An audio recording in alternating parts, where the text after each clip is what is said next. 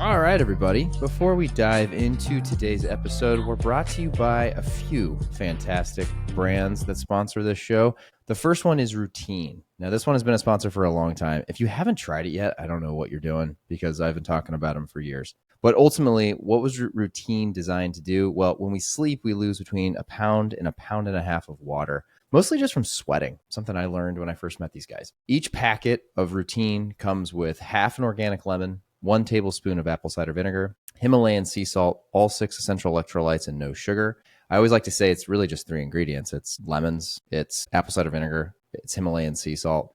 I dump that into a glass of water first thing in the morning, rehydrate myself. The days I have it versus the days I don't, phenomenal on the days I do. It's one of those products where you feel it immediately. You know when you don't have it. Trusted ingredients, made convenient. These guys, they're the bomb. I love working with them. I've loved supporting them over the years. Give them a shot if you haven't already. Go to yourroutine.com. You can use code ShaneWhite30 at checkout for 30% off your first order. They're also available on Amazon. You can go there, get on subscription. That's what I would do. Get a 30-pack, throw it on subscribe and save, get it once a month. If you like to have more than one a day, or if you share it with folks in your house, you're probably going to need it more than once a month, or get 2 bags a month. Both of those are great options. You can save up to 15% every month on Amazon with Subscribe and Save. All right. Our next guest, holy cow, they have been a guest, but our next sponsor is NeuroRoast. Today's episode is brought to you by NeuroRoast, a company that's dedicated to helping you optimize your brain function and overall well-being. NeuroRoast's flagship product is their premium mushroom coffee, which is made with an organic single origin coffee and their signature blend of 5 different functional mushrooms: cordyceps, lion's mane, reishi, turkey tail, and chaga. Mushroom coffee is a new and exciting way to supercharge your day. Unlike regular coffee, which can cause jitters and crashes, mushroom coffee provides a more balanced and sustained energy boost, allowing you to stay focused and productive throughout the day. And with NeuroRoast ground and instant coffee options, you can enjoy the benefits of mushroom coffee wherever and whenever you need it. And here's some great news for my listeners today. NeuroRoast is offering an exclusive discount code just for you. You can use code ShaneWhite, that's just Shane White, during checkout at neuroroast.com to get 30% off your order of NeuroRoast mushroom coffee. Whether you choose the ground or instant option, that's just Shane White for 30% off your purchase at neuroroast.com. And all right, we actually have a new sponsor on the show. Couldn't be more excited. Love these guys. They are also out of Chicago. I have worked with them, supported them, actually invested in them. So if you can't tell, I love these guys. You do now. It's called Haywell. And for any of you who know me, you know I'm into energy drinks. I'm into caffeine, sometimes to my detriment. And Haywell has honestly been a great alternative, not just caffeine or caffeinated product, but it's been a product that I'm able to use at nighttime too, because they have a calming line as well. But really, Haywell, I'll read this to you guys. Modern life can be hard, but your wellness shouldn't have to be. Being well doesn't mean being perfect. Getting fit doesn't mean you have to fit into a mold. We need a reminder that little more joyful steps can add up to something truly meaningful. We can do hard things, but that doesn't mean we always need to be so hardcore. Wellness is meant to be enjoyed, not endured. They created Haywell to be a simple invitation to a new movement for modern wellness where all are welcome, where small steps can add up to something big, where you get more high fives and less side eyes, where you have more fun and less frustration, where flavor and function are equally famous. Wellness doesn't come in a can, but we can help. They have created a line of low-calorie, functional beverages that taste delicious and help you be a little more well in every mood and moment. They're equally proud of creating a more welcoming, realistic, and joyful flavor of wellness culture where more people feel seen, supported, and inspired to embrace a wellness journey that truly feels better for you from the beginning. Haywell is here for you from rise and shine to relax and unwind. Ashley and Britt, like I said, the co-founders of Haywell, I've worked with them for a while now, and they're just unbelievable people. If you guys want to try their products, go to the link in the bio. As I'm recording this, I don't have a discount code, but I'm sure we can get one for you guys. So take a look at the link in the bio. You can go to haywell.com.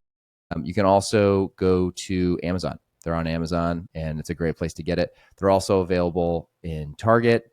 You can find them in Foxtrot. You can find them in a lot of different places now. They're doing a great job of getting distribution. But I would say the 2 easiest places, livinghaywell.com. If you just Google Haywell, you'll find that pretty quickly. And then also Amazon.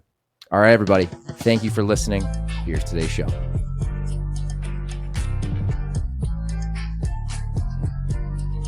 All right, everybody. Welcome to another episode of the Shane White Show. I am pumped today to have George Zhou on the podcast, one of the founders of Buffs, which is the future of meat snacks. Honestly, I came across your product. I can't remember where, some social media platform, I'm sure, and immediately just thought this is something I got to reach out and meet you. And I would love to have you on the show. So, George, thanks for taking the time, man. Welcome to the show. How you doing?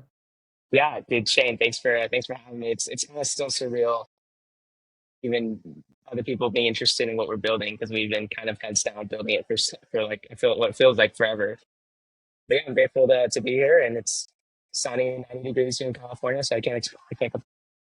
That's awesome, man. Yeah, I'm calling from Chicago. It's like slowly becoming fall super There you quick go. out of Okay, nowhere, it's which is colder. great. 90 degrees in LA is hot. It is That's hot. It unusual. is one of the hotter days, but I love the UV, so it's it is Okay, what it is. getting sun. Okay, man. So we'll start at the top. I mean, for everyone listening who doesn't know you, doesn't know the brand, would you mind giving everyone just a little bit of intro into George and what you're building? Yeah, for sure. I'll start with the fact that me and my co-founder are two college kids, kind of just figuring it out. Both from Orange County, grew up as best friends, and I grew up on the chubbier side. He was on the scrawny side, and so naturally, as middle schoolers and high schoolers, we just wanted to get in the gym and just build six pack abs and all of that stuff. And what that kind of led us to was just like a center around like health and nutrition was kind of the pillar of our friendship because we were kind of the only kids dedicated really to that. And when we got to college, the only snacks that we get busy and convenience starts to become like the number one priority in adult lives too. The only snacks that we actually ate and consumed were protein bars and jerky. Every puff snack, every salty snack, chip, puff, pretzel, you name it, we're all made out of terrible ingredients. Right. Seed oils and carbohydrate bases and pea proteins, vegan proteins that we just felt like weren't actually benefiting our body. Um, and so instead of like the ground beef and the steak and the chicken and the meal prepping, we're like, what if we could make a product that was made out of those, nutrient dense animal proteins that we believe is the best for humans to eat, but put into like a snack and kind of like a Cheeto or a puff or something that we used to love as kids. So we started developing this as sophomores in college, just out of our own home kitchens, out of our commercial kitchens, just so many. I mean, we probably hit maybe like 7 or 8 kitchens over time, which is I don't know how we got to so many kitchens, but just doing R&D for like a year, trying to figure reverse engineer like the perfect product, like what could this crunchy, airy, animal based protein snack taste and feel like. And yeah, and it's led us to create Buffs, which is like the world's first beef buff. It's grass fed beef. It's no seed oils.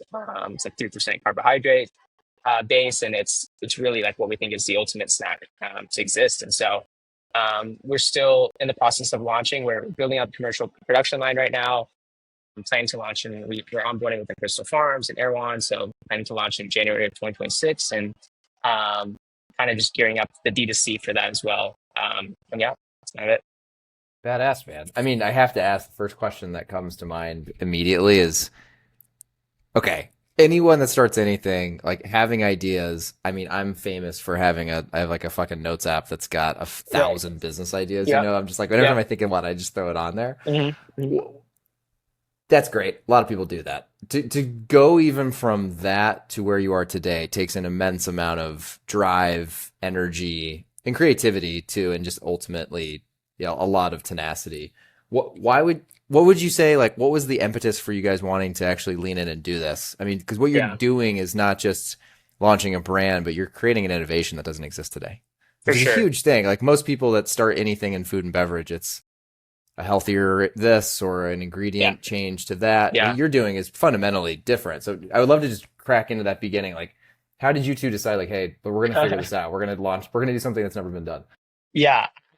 I will say it was kind of it's a slow burn. Like it's not like a one day we're just like, all right, here we go, balls to the wall, let's go. Right. I think it's like you start to see small wins and then you start to gain momentum and you gain confidence in what you're doing that it actually will work. Um, but I think there was a point I actually we were trying to make a content series of like how we started and all that. We went back to like me and my co-founders original texts. And this was I think like fall or December or winter of 2023, and it was like I remember sending him a text of like we can actually do this, not because it'll win, not because we'll make a ton of money, not because it'll actually end up being a real company or actual product that people really like, but because there will never be a better time to build something, and there's not a better way to learn how to like just career building in general, like how to be a really good employee, how to be a really good um, person that actually makes a difference in the world than starting your own company. There's no better way. Like I like that a there's lot. no consulting, there's no investment banking, there's no recruiting. All of these classes that we're taking at like a prestigious university has not even 10% of the amount that I've learned in running this company for a year and a half. And like that's and I know any founder can say the same thing. And so the text I sent him was like, look, yes, it's a risk. Like, yes, we're missing out on six-figure salary. We're missing out on big internships in the city. Like, I get that's scary. But if we like we think of us 5 to 10 years from now, if we look back and think of we never gave ourselves the chance to try and fail hard and learn, I think we'll regret it. And I think we were right. Like I think now looking back, like we're honestly surprised we made it this far. But it wasn't this like we didn't think we had a golden ticket idea that like had to be solved. I think for anyone that's starting a company, it's like if you can just give up everything, like if you're gonna start it, just give up everything and do it. Like don't do it half-assed. Don't have a full-time job at the same time. Don't have a part-time job. Just go and head down and just really churn at it, because that way at least you can fail forward instead of like failing backwards, which is like trying to do it half-assed and actually not working. Um, I think that's the reason why we started. I think like honestly we're a little delusional and like really what we're trying to do, but I think that's what it takes to build something new is like you have to have this mindset that it's going to work even when everything tells you it's not. That's great advice. That's such good advice. Did you get that from somebody, or was that just something I that mean, you kind of read or you came up with? Because oh, just to be honest, George, I've had almost 300 people that have founded okay, something on this podcast, and yeah, that's not a consistent thing. Like the way you thought about that and the way you yeah, laid out risk, I would say people that's not like uncommon, but especially at your age and where you are in life. I mean, you're at a. If I went backwards, I'll put it this way: I'm about to be 34, so I graduated college. What shit, 12 years ago? hmm Or yeah, it's already been 12 years. It's crazy to hmm say. If I think back to it's fast. then, yeah, like any of the risk that I could have had then versus now is Yeah, fundamentally different. And I mm, argue, if I would have started something earlier back then, I tried some things, but you're right. There's just so much lower risk, and you're getting an education where you could turn around and go do that stuff in 3, 4 years if you really want to. You yeah. totally could. It's just like, what do you have to lose? Like really at this stage, there's no mortgage to pay, family to feed. Like, you know, you could survive on like maybe $1,000, $2,000 a month and just like Yeah, make it work, right? Like I think, sure. but no, I like where I've learned it from, honestly, is like I probably within that last 3 minutes, I probably re- like rephrased like all of these podcasts and founder books that I've like, 0 to 1 and all in podcasts. Like they've all I'm using the same verbiage. Sure. And I think those are, like I get that consumption from people that like I go to USC in like a very entrepreneurial like program. It's called the Abbott and Young program. Everyone is in YC and trying to do tech startups. And so like there is this atmosphere of like kind of creating your own company and kind of doing that. But I think the general part is just like even from the beginning days, like for me, coming from an immigrant family, coming from kind of this like first Asian kid in a very white community in Southern Orange County, it was always like I had to create my own. Like I had to go and get my own thing. Like it was never handed to me. Um, there was never kind of this feeling of comfortability. It was always kind of this feeling of like living on risk, and that always Right. rewarded me. And so I think in the same way, that's just the way that I've lived. Is like there is no reward without risk in my mind. And Sure. so I think the bigger the risk, the bigger reward. And I think it's only risk if you come unprepared. I think it's only risk if you don't ask for help. I think it's only risk if you don't work hard.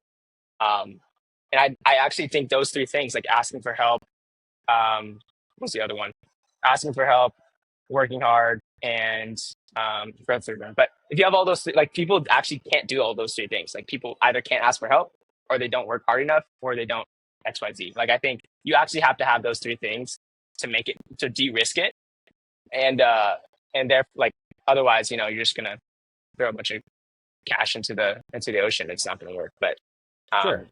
yeah, Well, it also I'll give you credit too, where credit's due. I mean, You're I don't know, you're making a lot of leaps here on like what you think it would take to get something off the ground that I would argue most people that are it's whether it's your first or even your first couple endeavors, it's not like that's just obvious or there's like a Sure. necessarily one playbook. Okay. Yeah. For I mean Makes sense. for you though, I mean I think being in college, being at a university, I'm sure that's also it's got to give you some sort of what's the right word I'm looking for here? It's got to give you confidence in a way. Sure. Tell me if I'm wrong, because you probably have a lot of people around Yeah. you. I hadn't really thought about this before the episode. I would assume you have professors and people on campus that like asking for help is probably very accepted where you are Sure. versus Yeah. once you're out in the world and you're expected to be Yeah. successful, go make a Totally. living. Yeah. Yeah. I don't see that as much even on university campus as I do in just like Expo West or like just like these events where like you show up as a 20-year-old. We were 19 or 20 when we showed up to that event, and we're just like, hey, we have this product. What the hell do we do with it? Like there are Okay. so many people that are just like wanting to help you, right? Yeah. And I Oh think yeah. like, Yeah. Expo and West I, is a great example. That's a yeah, wild place to show it's up for just like something. if you're 45 or if you're no offense to like anyone started a company in their 30s, 40s, I think that's awesome. But I think like there is this kind of like like not stigma, but it's almost like if you're that age, there people are just less interested in helping you as to if you were like 19 or 20. I think part of that is because like if you're so young doing that, they kind of see some potential of like, hey, these guys are so early, they have so much to learn, they don't know anything yet. Like that's perfectly where I can come in. Whereas like the older people typically like to feel like they know what they're doing, they don't need as much help, and so it just doesn't feel like for the advisors and investors that we've gone like people always ask us like how do you build how are you able to build that team, and we're just like I don't like we don't know, they just chose us because they really believed in what we're building, and they also really believed as us as young entrepreneurs that we were going to put the hustle in, and we would have the tenacity to actually see it through. I think being young in college, that's why I also think it's the best time because you are just a sponge. Like you can just sponge and just learn, and you don't have an ego. Like you really can't have an ego because you Yeah. haven't built Sure. anything yet. You know what I mean? Right. 100%. Yeah. Do you think the way you went about it was the right way too? Because I would argue like sometimes I talk to brands where they're just trying to get it out in market as fast as humanly possible, and I think maybe taking shortcuts is the wrong word, but their focus is get it out there, get it live ASAP. It sounds like you guys have done kind of the opposite, where it's let's be thoughtful on like being strategic. Tell me Yeah. maybe if I'm off here. I'm just No. hearing Yeah. Yeah. this at No, the this is good. beginning, Yeah. but like Yeah. Yeah. kind of Yeah. being strategic about how you bring it to market and make sure the product's phenomenal first. Not that it's different than an MVP process, but it's in food. This is funny. Like I've worked like my first role in food was at RX Bar, and I think that was for me. That's the only thing I know, and so not the only thing I know, but that was like the start of my food career. So it was Yeah. interesting, like hearing you kick this off. That's I give them a lot of credit. Like they were so obsessed with the product, and they were so obsessed with it tasting good. And Peter would even say that. He's like, if it doesn't taste good, no one's going to buy it, period. Yeah. Like, you can have Yeah. all these benefits in the world, but if it just doesn't taste good, you're not going to get No. someone to come back and rebuy it. So Yeah. I feel like you're thinking through that, and we'll get into the Yeah. weeds of that, but I just want to Yeah. kick that part off because it seems like you're not in a rush. Yeah. Well, I'll say that with a caveat, and I'll say like I wish we were in market faster, because I think there is it's a weird it's not like a formulation, right? Launching a brand is never a formulation. I really do think the two main focuses is like your product, um, and your consumer. So I think like for us, like we wish we could get to market faster, but we're not happy with the product yet. Like we don't Okay. think the product is good enough to where like we can go out and be proud. At the same time, there's a lot of wisdom and logic from people saying that like if you're not like embarrassed by your first product, you're launching too late. Like you should go out into I agree. market with a product just because you can't understand like you're gonna build this like and same in the tech world. Like I came from a tech space. It's like if you build a polished version of a product and you don't know consumers actually want your product, you're building something that nobody cares about. You should go out there, build an MVP, get ton of consumer data onto like what works, what doesn't work, who's your consumer, who cares, who doesn't care, and then start to push and put the funding towards an actual really good polished product. And I think the same goes for food. Like we wish we can go faster and to like get the product to market. The hard part is that we're building a product that nobody's ever done before, and so that means that means building a production line that's never been seen before. Wow. Which is a good and bad thing. A good thing is that, there's some defensibility, there's a moat around that of like we're the only ones that can make this product. But the bad part is that that takes a lot of R&D. That takes a lot of like just like testing on like what works on the margin, on the COGS level, what doesn't work, how do we make this product taste better, and getting that to market. And so, and there was this whole year of R&D that was just me and my co-founder at our age. Like we didn't have the money to find a food scientist or formulate. Like we just had to figure it out ourselves, which I'm glad we did actually. So yeah, I'd say that with like a grain of salt of like, yes, we are taking the time because we do think that if your product is good, doesn't matter what the nutritional benefits are, doesn't matter what the brand is. Like if it doesn't taste like just addictive and so good that people are like craving it, it's not going to Mhm. win. But there's also a piece of like the faster you can get to market, the better for sure. Yeah. Yeah, for sure. I would agree. Yeah. And there's a fine line there, right? Yeah. Would love to back up a little bit and ask this maybe is a dumb question, but I'm famous for those. It's like, why puffs? Yeah. Um, it's a good question. Like people ask like, you know, people are used to jerky, people are used to chomps like beef sticks, and they're doing incredibly well. And so why change the form factor? Why try to figure out something different that's really difficult to produce at scale? Um, I think the big thing is that like if you look at the sentiment and the emotions behind American snacking, it's always been like a crunchy snack. It's been Savory, popcorn, crunchy. Cheetos, potato chips, pretzels, goldfish, Cheez-Its, like the list goes on and on and on. Because people for some reason Americans love to just be crunching on something that's puffy and light so that they can keep consuming it a ton, right?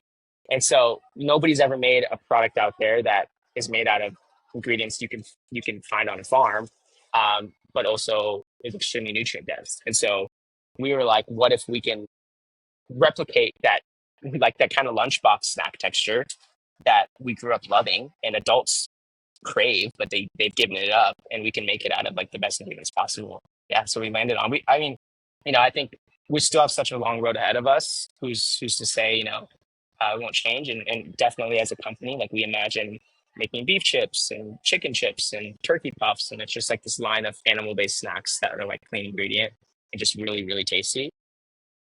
So I think the beef puff is just a good place to start because nobody really seen it.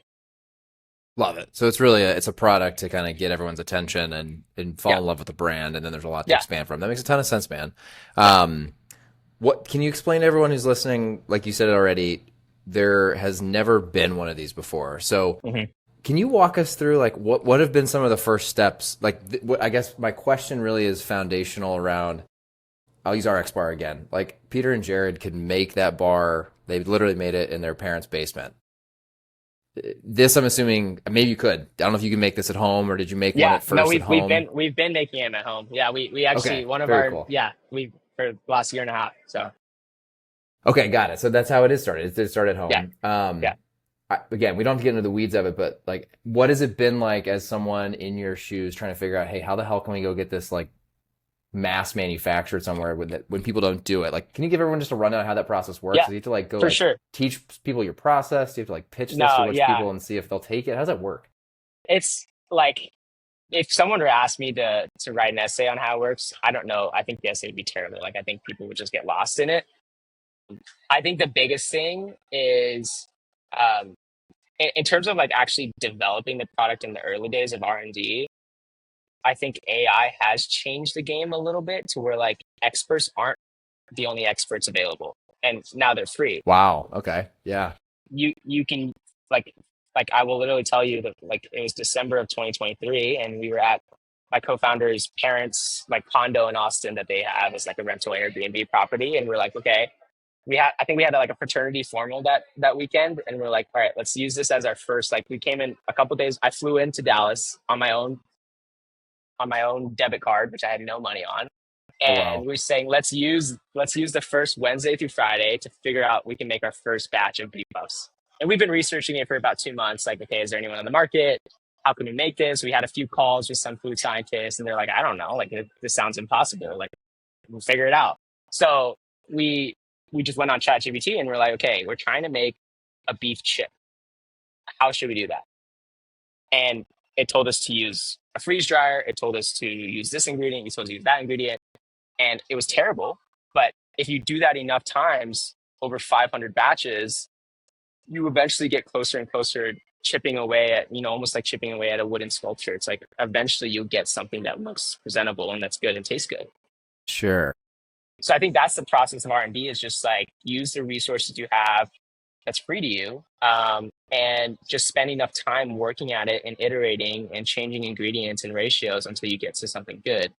And then B, in terms of like actually commercializing the product, um, I do think as 20-year-old entrepreneurs with a product that never been seen before, it's really hard to convince a manufacturer to even have a conversation with you, because the world of co-mans, as most people in CPG know, is a very archaic. It's kind of an old, like, it's one of those like immovable industries where it's like Yeah. they Big old have their boys club, production. right? Yeah, they have their own production lines. You have to know someone to even get in to have a conversation. They're already their queue, their wait list is stacked up, so it's like you're not getting, you know what I mean? Like nobody really cares about what you're building unless you can give them like millions of dollars to do actually It's do it, usually to not move like it. they're not like sitting around begging for No, business no. usually. I Yeah. mean, there's a few small co-mans that might be, but good luck trying to find one that can make a meat-based puff. Like, no, right? So, um, what it took for us is to bring on, one of, and it's like a previous founder used to be at Chobani, used to be at Kettle and Fire, chief product officer there, and we brought him on, and he was like, "Hey, let's go and commercialize this thing." And so that's been the last 6 months, is finding commercialization partner. There's this group in Portland called Helmsman Group. They did work for like Magic Spoon and Wild Chips. And so they're turning our kitchen recipe into something viable that can work on a production line. And then we're currently building out the A to Z production line and facility, partially like building out our own thing, but not our own warehouse yet. But it's definitely the hardest thing that we've had to come through, is like, how do we make this at scale? I mean, we couldn't do it without the expertise on our team. So yeah, I guess just finding the right people is the answer to that. That's awesome, man. I mean, I'll give a shit in that you need it. It reminded me of, you gave such a good rundown of why it's so hard to even crack Yeah, into this space. yeah, I've had the founder of a software company called Keychain. Have you ever heard of of that? course, yeah, Yeah, totally, those guys are crushing it. And yeah, that was like, I remember when I first heard, when I had him on the podcast, um, it was remarkable. Like, it was such a light bulb moment for me of like, oh my God, what a fucking brilliant idea. yeah, Because it totally, is so hard. That's such a hard spot. Did you ever hit a place in that where you, I don't want to say you wanted to give up, but I'm sure, did you ever, I'm yeah, sure you faced a period where you and your co-founder were like, dude, I don't even know, I don't know if this is going to work. yeah. I was gonna say, like, I don't, I don't know. Yeah, I mean, there was early days where we had conversations with like puff manufacturers, extruding manufacturers, jerky manufacturers, and none of them were like saying that they could make our product. And we're like, but for some reason, there was never a point in my mind where I was like, okay, this is not going to work. Like, Okay. Wow. it Good for you. was, it was, it was kind of just like I had to make it work, and so there was always the option of building out our own manufacturing. So for me, there was never a time where like this will never work. It's just a matter of like, do I want to raise that and that much money to do that, and do I want to take that risk? But I would say like even now, it's getting harder and harder on like a COGS level to make it make sense. And maybe the past couple of weeks, and there was a time then that I was like, shoot, like yeah, we could get this to market, but it might be $8 a unit.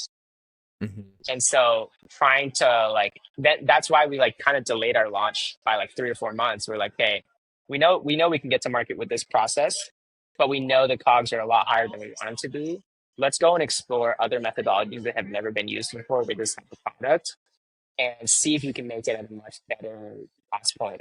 And we were actually able to do that, which, kudos to my co-founder and Garrett, who's our head of manufacturing ops. Like they're the ones that kind of led that. And so that puts us in a lot better position to sell the product in like the $5 to $6 range, rather than something that, I don't think consumers are going to be interested in buying.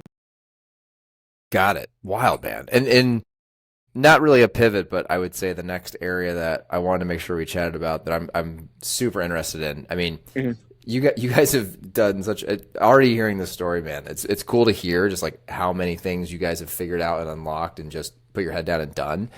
Um, what I'm a finance guy by heart, so like I always Okay. love to ask something in this in realm, but it's Yeah. what you're doing just from I've been around enough brands in the space now with what I do to know that this area you're playing in is expensive. Like it's just Mhm. expensive to run these to Yeah. get this product to market. Sure. How did you guys from the beginning think about funding the business? Did you try to bootstrap it for as long as you could? Did you think, hey, right away we're going to raise capital? You guys Yeah. are figuring this out. Like, how did you guys get advice from people? How did you even think through this, and how did you come up with a game plan? Yeah. I mean, looking back on it, I think it really was just like day by day, like what is the problem we have and how can we solve it? And so in the beginning, the problem was how do we afford a freeze dryer?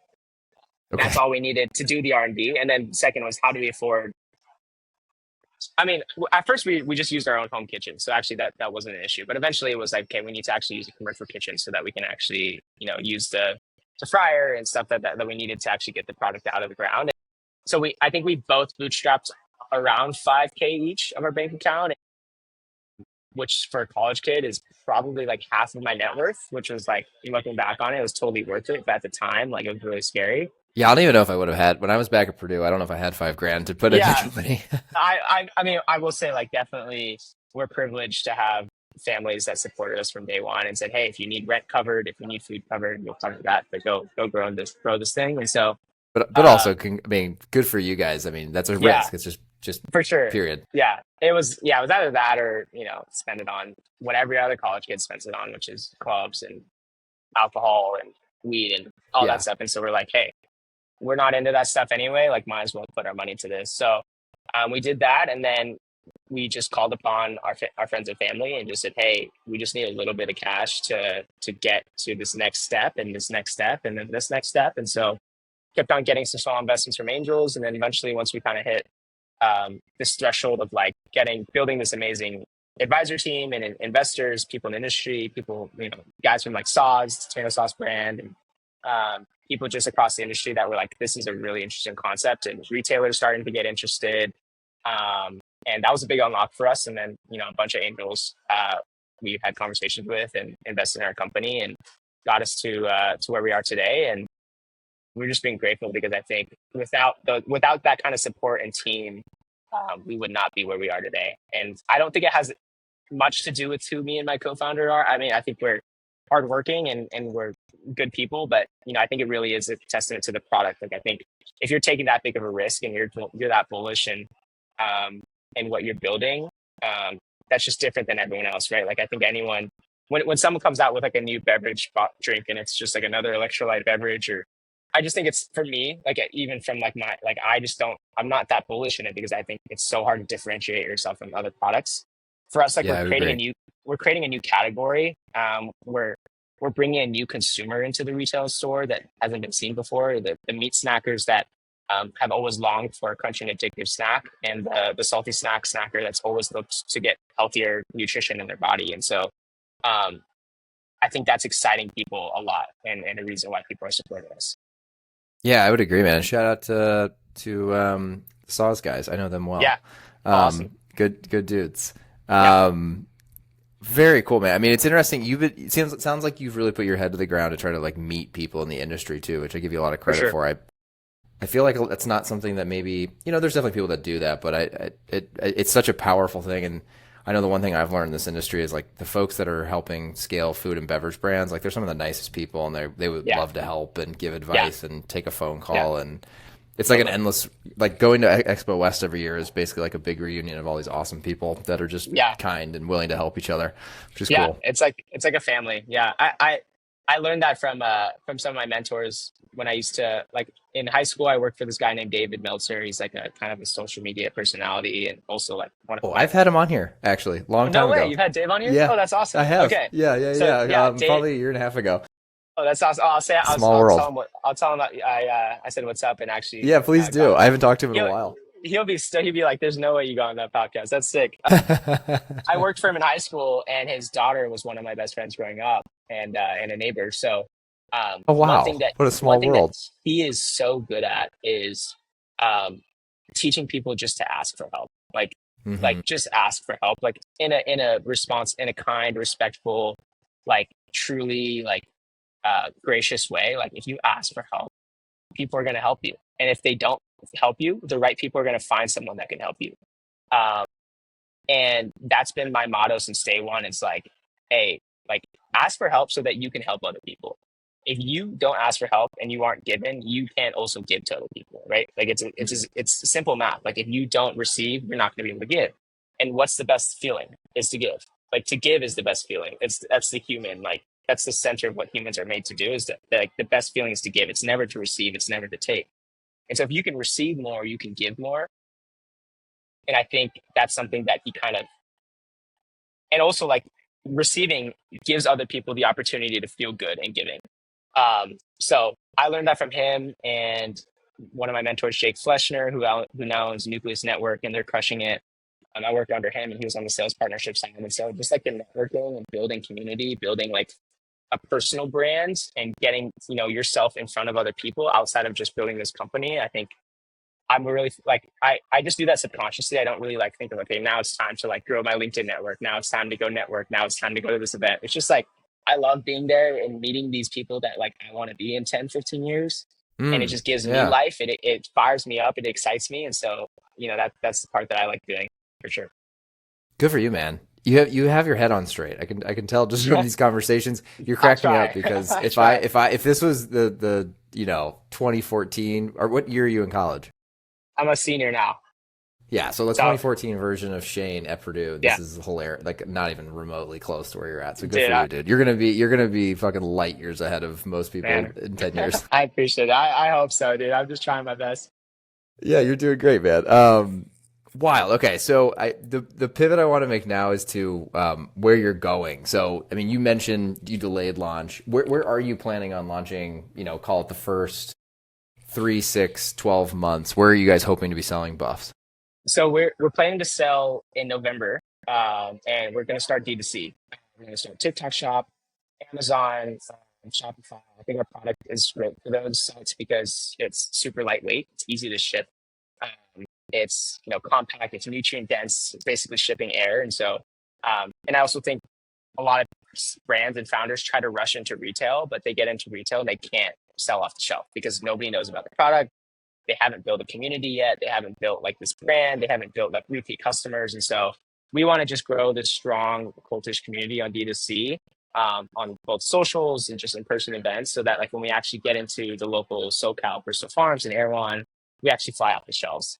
So that's the first 3 months will be D2C. And then we'll plan to launch in the Bristol Farms, hopefully the Erewhons in the SoCal region. And then from there, we've had interest from like Gelson's and Sprouts, and so some of these bigger grocery stores that are kind of waiting for us to be ready to go nationwide. There, I think will be the next step, and continuing to just grow the product, the brand, and then eventually other product lines around what we're doing.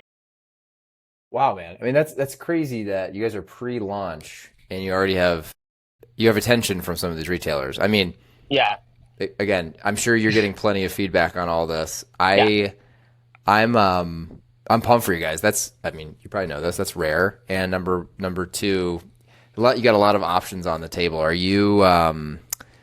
I'm assuming you guys are going to hire some sort. Are you going to put some team around you? Are you going to hire some people to have some key roles? Are you guys going to try to run pretty lean for as long as No, possible? that's something we definitely are.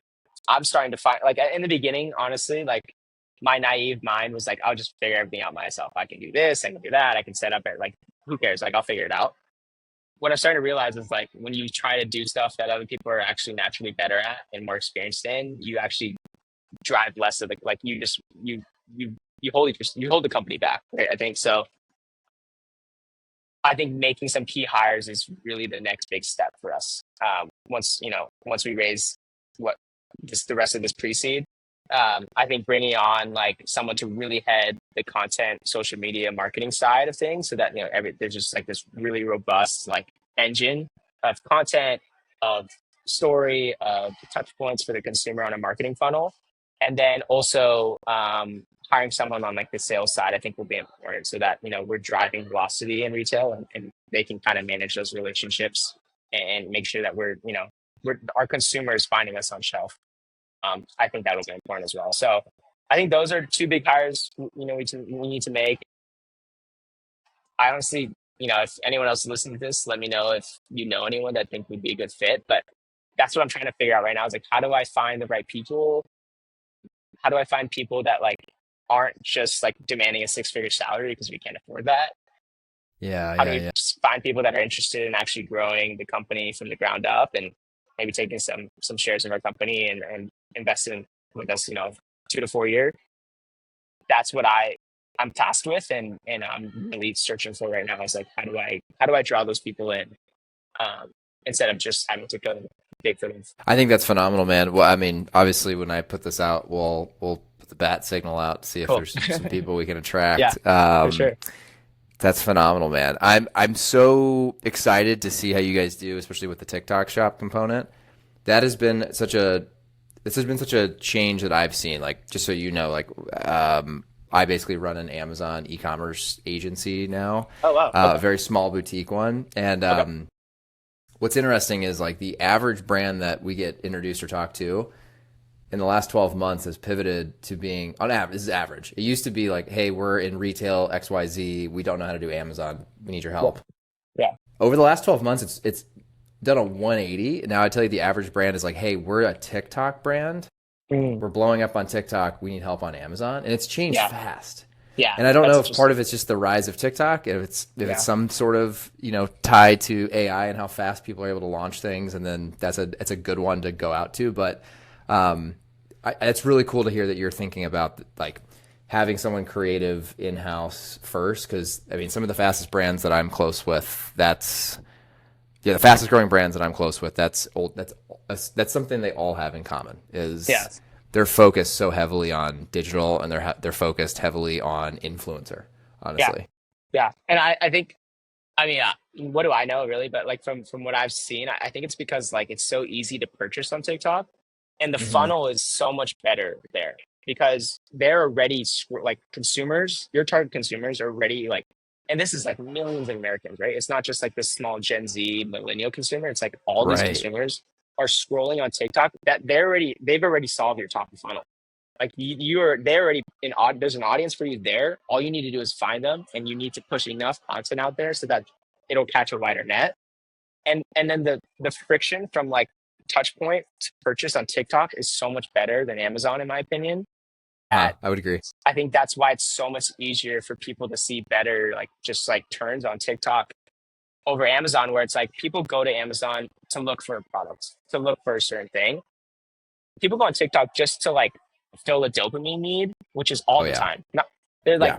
like let's think of like the amount of times per day that someone is looking to like hit dopamine over purchase a product. It's probably 10, 20x, right? So I think that for that reason, I think TikTok is such a great way for brands to grow. It's like Amazon probably does better with like repeat purchasers, with like community, but in terms of like first time purchase, in terms of like just driving a ton of reach, I think TikTok is huge. I think the one gap that TikTok has, which I'll tell you my big bet here next, I think the gap is if you're someone who's not big on ordering from D2C sites, which Yeah. is becoming bigger and bigger, honestly, from at least Yeah. my perspective. It's clunky. It just depending on who you are. I think if you're a younger consumer, it's not as clunky as if you're older. Like older consumers that I know that have tried to purchase two things. One, they're so used to getting things in 2 days from Amazon that depending on the shipping for Yeah. TikTok, people are like, Yeah. nah, I'll just go look on Amazon. We also have Right. a lot of folks that I've worked with over the years that are big on TikTok where as they've grown their TikTok spend, they inevitably are seeing a halo effect over on Yep. Amazon because then people Yep. do that. They'll look on Amazon after they see it on TikTok, kind of like how Google or Meta spills over. But I'll tell you my big bet, because they made an announcement. It's actually been a long time. It's been almost 9 or 10 months since they originally came out. But Amazon and TikTok have been talking in a big way behind the Oh scenes. And wow. there's been some Oh wow. news that came out recently. Not Okay. recently, this is a while ago. But our big bet, me and my co-founder have been, it's going to make so much sense once TikTok, you can swipe up and it takes you to an Amazon 2 day or Yeah. same day shipping. Totally. It's like boom, Yeah. boom, buy with Prime, Yes. just like Yes. on Shopify sites. Like when they Yeah. make that connection, oh my! I can't imagine what my house would look like. I'll I mean, have 100 boxes a day of just shit that. yeah, that would be ridiculous. Yeah, that'd be insane. It's like, yeah, that's like no Right, kind it's of like connected to monopoly your for sure. Amazon account, and you Yeah. just swipe up and buy with Prime, and boom, it's Yeah. done. You're on to the Well, next TikTok. You're like, that's shit, the thing take with it. Amazon is like people with Prime, like Like the experience of actually receiving the product is way better on Amazon than it is on TikTok, I will say. For sure. And they, I mean, like, just imagine the infrastructure they already have in place on shipping and warehouses, 3PLs. Like, I think, um, I totally agree. I think that's a great bet. It's just a matter of, either when that's going to happen or, I don't know, maybe there's another collaboration partnership that happens there that maybe isn't necessarily a merger or something like that. But I think that would be interesting to see how you guys do. Yeah, I would I think too. that's a great place to be. I would too. I know. For a while, I thought when all the news was happening that someone needed to acquire them, I kept thinking it's going to be Bezos. Like he's going to come in and just scoop it up. Crazy. But it That would hasn't be sick. happened. It would be. Yeah. So understand the plan, where it's going. You're going to be hiring at least one key person. I mean, you're in a really fun spot. I'm happy I had you on here now, George, because transparently, it'd be really fun to hopefully do another one of these in a year Yeah. or so. Totally. Because I Yeah. think it'd be cool just to hear like how the launch goes and where things are heading. One big question two questions I love to kind of wrap the hour up with. That I'm pumped for you because honestly, you're one of the you're younger than the average person I've had on here. That's awesome. The first one is just like source of knowledge. So anyone listening today, like what's something you've listened to, read, looked up on ChatGPT, whatever it is, just something you've learned lately that pops in your brain that you think would be worth sharing with the audience today. Mm. Yeah, that's a great question. Um, yeah, a couple things pop to mind. I think the big thing that I wear on my chest, and I hope you don't mind, but I think like faith has been such a big aspect of my life. Very cool. And so is my co-founder, and we actually, the only reason we started this company is because we went to like the same Christian camp sophomore year of college, and after a very rough freshman year for both of us, just filled with a ton of like partying and living just like a typical college kid would, and it kind of just, I think God both kind of grabbed a hold of our hearts, and it's like, we've been 1 foot in, 1 foot out with him our whole lives, and finally gave ourselves, just kind of full devotion. Um, and one thing that has taught me is like a lot of people say that I have like, and I'm not trying to even toot my own horn, but I think this is true. Like I do have this like unending just amount of energy. Like I for some reason I don't turn it off. Like I can go all the way to 2, 3, 4 a.m. and I can wake up the next day at 5 or 6 and still be okay to still keep churning. Obviously sleep is important, but Yeah, I see outside you of rocking the just whoop. yeah, I mean, I love like the Yeah, roof's there you awesome, go. but like I think this energy and passion and drive for like conversation, meeting people, for driving a company, for just like doing that. I think that's what it takes to be a founder. I think a big part of that is because I'm living and I'm serving something that's outside of me, and I'm not just doing it for myself. Because I think when you do it for yourself, when you build a company for yourself, when you build a company for money, for fame, for power, like the typical things that some people do this thing for, it's really easy to not see the results and get discouraged and give up because you won't see results for a long, long time. Like people know in this industry, you're not going to see results 3 to 5, 10 years. And so, and maybe even when you do exit, like maybe you have 5% of the company left or 10%. It's like, what did you do all this for? And for me and my co-founder, we don't do this because other than maybe retiring our parents, we don't do this because we want to gain this level of notoriety. And I think I think people see that genuine like in our conversations as well. Is like, we're not doing this to like elevate ourselves. We're doing this because we serve a God that, we want to share to other people, and we want to just share the joy that we've had following him. So if there's one thing that I learned is like, man, if you just open up the Bible and check him out and try to go to your local church and see what he's about, I promise you, it's not going to just be like this spiritual monk mode of like super poor. Like you can really grow a company, you can grow something amazing, and be an amazing career person, but actually do it with an intent and purpose. Yeah, sorry for the ramble, but I think Dude, that's that if I have an was opportunity to the share best something. answer to that question I've ever had, Oh, that's to be awesome. honest with you. And it's very ironic that you're saying all this. I'll just quickly build on that. Yeah. I grew up Catholic in Okay. Midwestern Indiana, very typical what you'd expect of like Yeah. middle class, middle Yeah. upper class, middle class, the whole thing. And my parents did a great job of getting us into all that, but I would say like I didn't really ever feel like I chose to do a lot Yeah. of the stuff I was doing. It was just kind of like, Yeah. this is what we do. Yeah. And it wasn't until earlier this year, funny enough, like January, February, my best friend growing up, he all of a sudden, I had him on the podcast, and he was wearing a cross necklace. And I kind of gave him crap afterwards. I was like, "You've never, ever, ever been into any sort of religious anything. Like, what? Why are you Right. wearing that?" Yeah. And he was like, "Oh yeah, dude. I like read the Bible last year, and I've like done a 180 on this."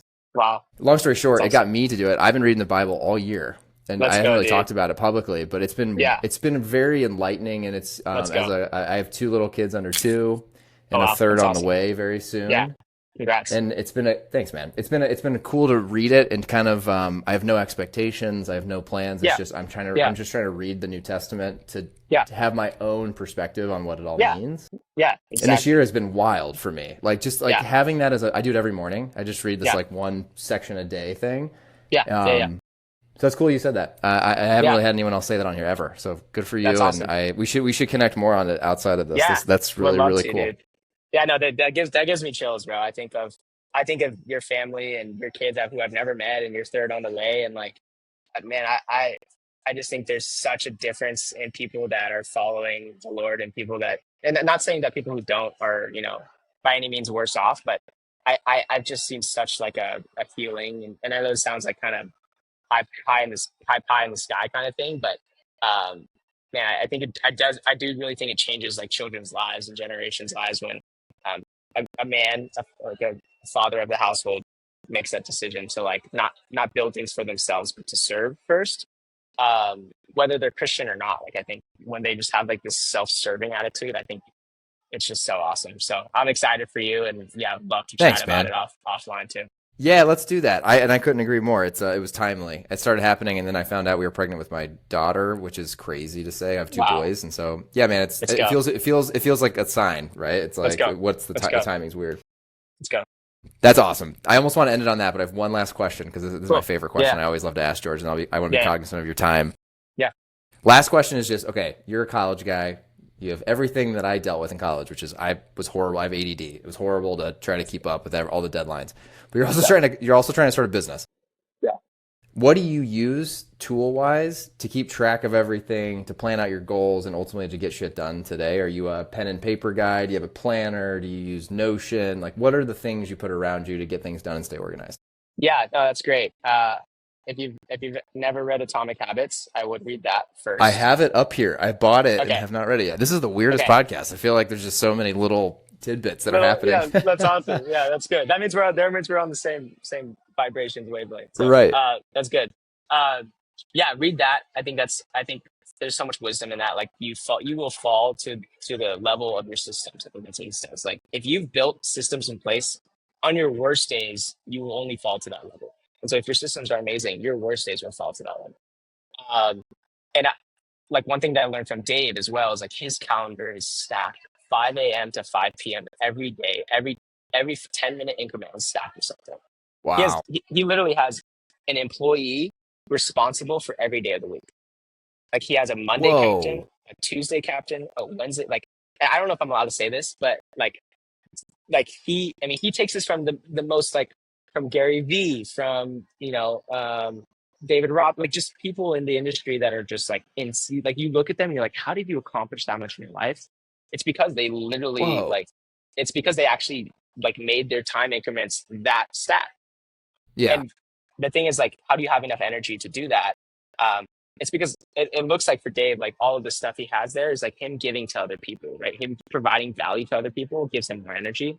That's a conversation for later, but that's what I use. I use calendar, and I time block everything. So like I have my workouts the second I wake up. I have my quiet time. I get in the Bible. I block my meals out. I block deep work, and I titled the section like, okay, this is a deep 2 hour session on this specific thing that I need to do. Like, and I saw a video like a couple, like maybe a year ago, on like Steve Jobs talking about like how and this is super like, this is very like co-founder or like founder esque kind of content, but it was like he was so good at just focusing on like three things that he needed to solve that day. And that's kind of the motto I go of, like, instead of just getting distracted, and I'm getting better at this, like getting distracted with all the meetings and the emails and the texts and everything that goes, like all of the noise. Um, I try to block out times during the day where like, what do I need to do to move the needle for the company that I'm most valuable? and just focus on doing that and not getting up until I finish that. Um, so yeah, I mean, that's how I kind of manage. We use Notion as a company, and that's how we manage all the tasks and the organization of things, and to make sure everyone's on schedule for sprints.